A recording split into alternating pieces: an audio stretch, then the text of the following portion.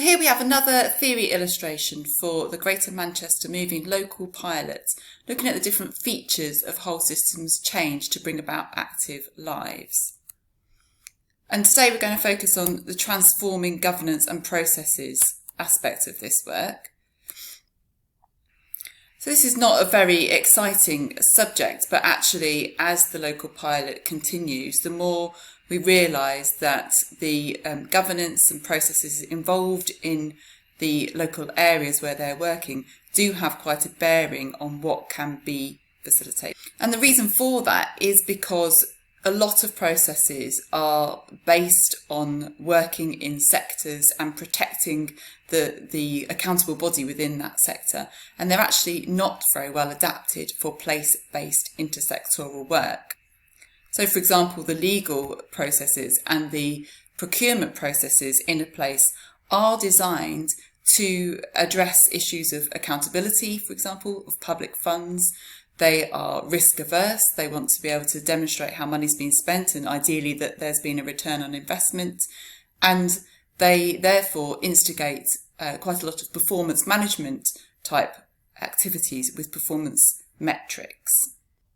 Now, these are, of course, laudable aims. It's just that as whole systems working begins to realise and accept the complexity in which they're working, by which we mean that there are many, many influences on the ultimate outcomes that we might be interested in, and these are non-predictable, then trying to design metrics or ways of holding single agencies to account start to make less and less sense.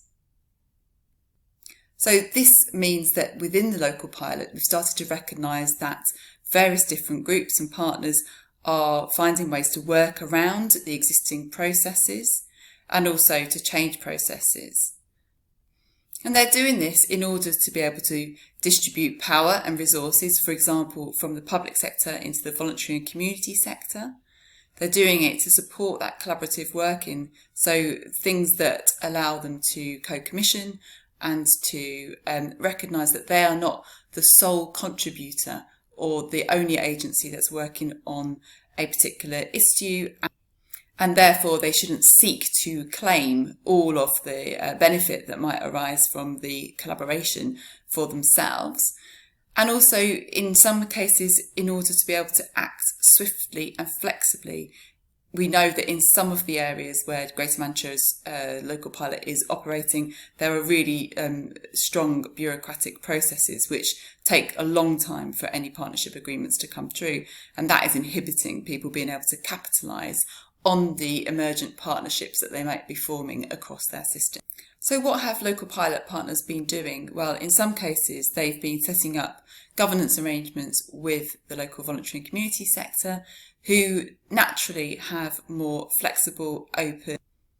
and in some cases speedy processes in order to respond quickly to the local need. And we've seen examples of this in the last 6 months with the COVID response, which has been led primarily by the voluntary and community sector, who've been able to mobilise the support that is needed in communities rapidly. And prior to COVID, the local pilot in some places had been working with those voluntary and community sectors in order to utilise their processes to get money into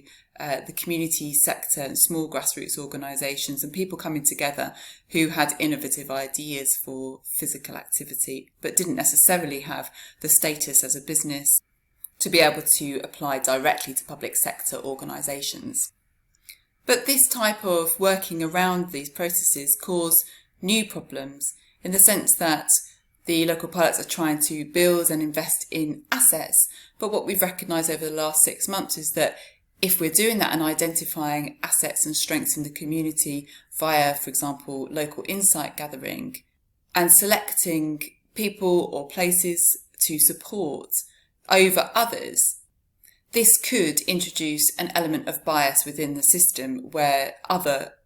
organisations or people who are not supported could complain that the process is not fair. So what local pilot colleagues have been doing is introducing what they describe as proportionate governance over small funds that are released from the local pilot money and are signed off by the diverse groups that sit within the steering groups